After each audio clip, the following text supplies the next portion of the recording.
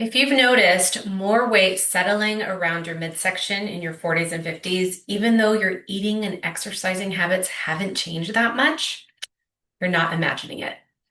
And you're definitely not alone. Menopause belly is one of the most common and frustrating changes that women experience in midlife. Today, I want to explain what actually causes it and why it's not just about willpower or discipline, and what helps to reduce it in a way that supports your body instead of fighting it. One of the hardest parts about menopause belly is how confusing it feels.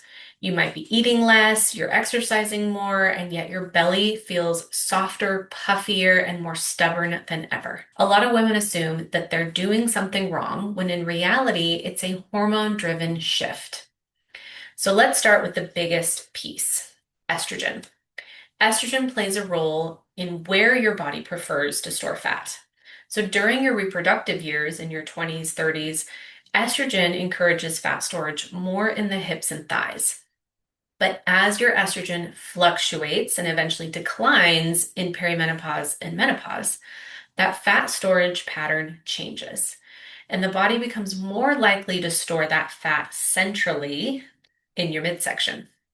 So that shift can change how your body looks and feels, even if your weight doesn't change that much. Another major contributor is cortisol, your stress hormone. In midlife, your cortisol response becomes more sensitive. Stress, poor sleep, under eating, over exercising, and blood sugar swings all raise cortisol more easily now. And cortisol has a very specific job. It tells your body to store fat around your midsection for protection. So when cortisol stays elevated, your body fat, especially that belly fat, becomes more stubborn. Not because your body's broken, because it's just trying to keep you safe. Next step, insulin. Now, insulin plays a really big role here. Now remember, insulin is your blood sugar hormone. It manages your blood sugar. And as estrogen changes and your muscle mass declines, insulin resistance becomes more common in midlife. Now, insulin resistance just means your cells are not responding to that hormone the way they used to, so it stays in your bloodstream higher for longer. When insulin stays elevated, your body stays in fat storage mode, especially around the belly. This is why cutting calories often backfires. Eating less doesn't lower insulin. Stabilizing blood sugar does. And then there's muscle loss. After 40, women naturally lose a lot more muscle and we lose it quickly. And muscle is what keeps your metabolism strong and your insulin sensitivity high. So less muscle means fewer calories burned at rest and more difficulty managing your blood sugar, which feeds right back into that belly fat storage. This is why doing more cardio and eating less often makes menobelly worse, not better.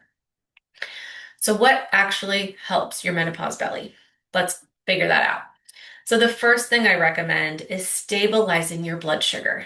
That means eating balanced meals with protein, healthy fats, fiber, no skipping meals, no coffee only for breakfast, no grazing all day long.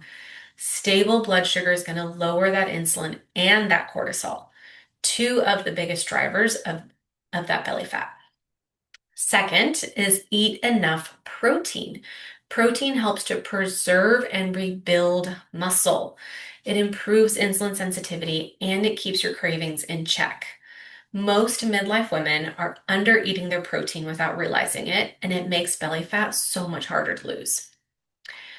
Third is strength training. This doesn't mean extreme workouts, just consistent progressive strength training a few times a week.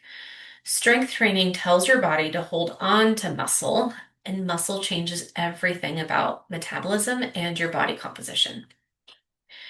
Fourth, support your nervous system. I cannot say this enough. A chronically stressed out body will not let go of body fat, especially around the belly. Daily stress regulation does not have to be complicated. Just try slowing down before meals. Take a few breaths before you actually put food in your mouth. Walking, breathing exercises, getting more sunlight in the mornings, and prioritizing your sleep. All these simple things will lower your cortisol naturally. And finally, and this part really matters, stop punishing yourself. More restriction, more cardio, more self-criticism only keeps your body in survival mode. Menopause belly is not a failure, it's just feedback. Your body's asking for steadier fuel, more supports, and a different approach than what worked in your 20s and 30s. And this is exactly why I created a membership called the Midlife Metabolism Collaborative. Because menopause belly isn't just about one food or a workout, it's hormones, it's stress, it's blood sugar, muscle, sleep, nervous system, all working together.